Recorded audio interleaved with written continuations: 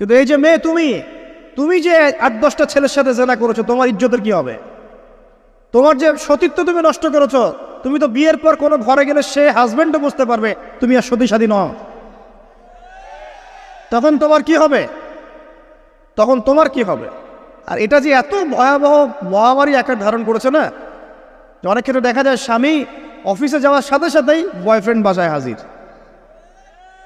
এই যে বাক্সে বাক্সে বন্দি জীবন বললাম, বাক্সে বাক্সে বন্দি ফ্ল্যাটের ভিতরে তো ঢুকলে আর বোঝা যায় না ভিতরে কি হচ্ছে। কত ফ্ল্যাটে যে জেনা হয় এখন এই শহরে, আল্লাহ ভালো জানে।